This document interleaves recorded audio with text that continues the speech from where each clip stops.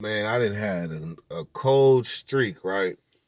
I ain't been to. It's too easy. Just go to the cannabis club and pay top dollar in California. But for some reason, people don't do that.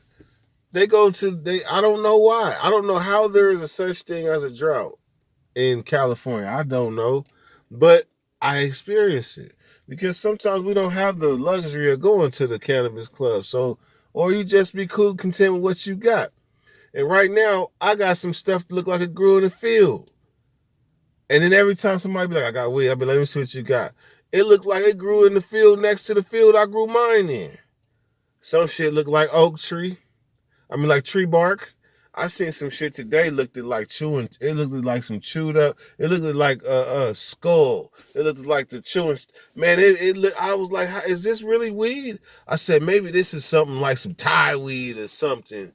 But it looked like it was golden dark. I didn't know what the hell it was.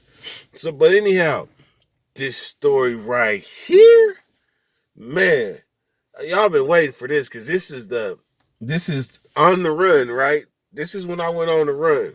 But this is about the extradition process, man.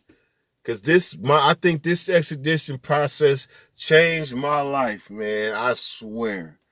So when I was in Seminole County in Florida, like I said before, man, they ain't got no TV, they ain't got no radio. All they got is a table in the pod where people from mostly Sanford and Orlando. It was a dude in there from Miami, and I met one dude from California, but he wasn't in my pod. But one dude, and he was from Long Beach, and he was a Crip, but we was still cool because we had Cali, and he was somebody. He got Kodak Black because he took Google and went through Altamont Springs, not knowing that's one of the worst counties in around Florida. I mean around Orlando and the surrounding areas. He didn't know. Google took him through there, and he ended up getting caught up.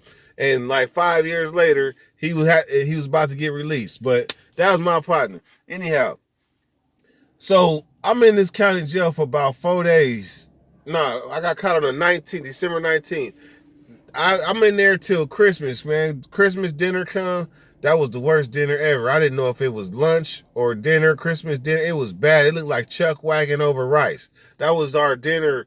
That was our lunch dinner for Christmas. It was horrible. So they kept telling me, California got 10 days to come get you. If not, they gotta let you go. So they like, California ain't coming to get you. Cali ain't coming to get you. I'm like, man, I'm thinking they is, but they end up, man.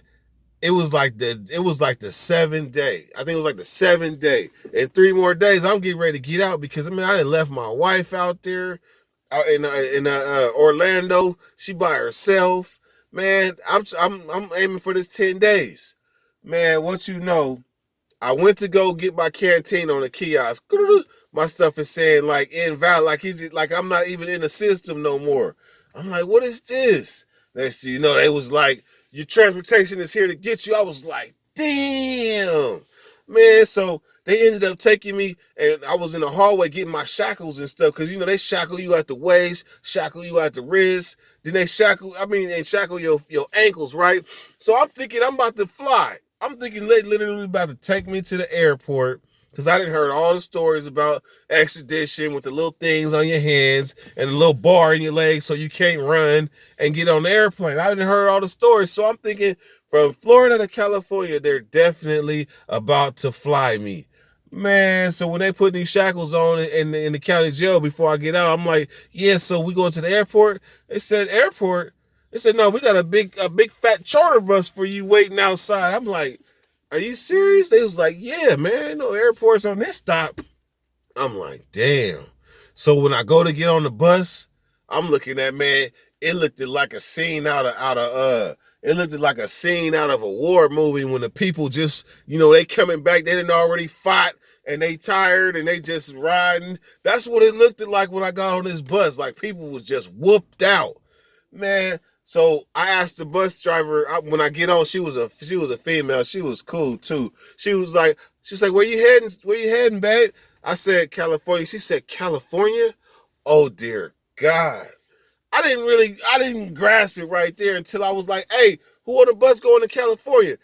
Everybody, it was people in the back, right? That you couldn't see their head. All of a sudden, they was like, I said, who going to California? They was like, California?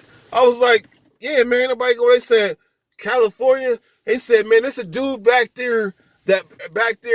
came from Oregon, and he's been on the bus for 2 weeks. 2 weeks. I was like, oh, hell no. So, anyhow, I get on this bus. First and foremost, I gotta pee. Hella bad, because they didn't told me how long they been on the bus. I mean, you shackled, it's uncomfortable. I'm knowing it's gonna be a long ride. I gotta pee.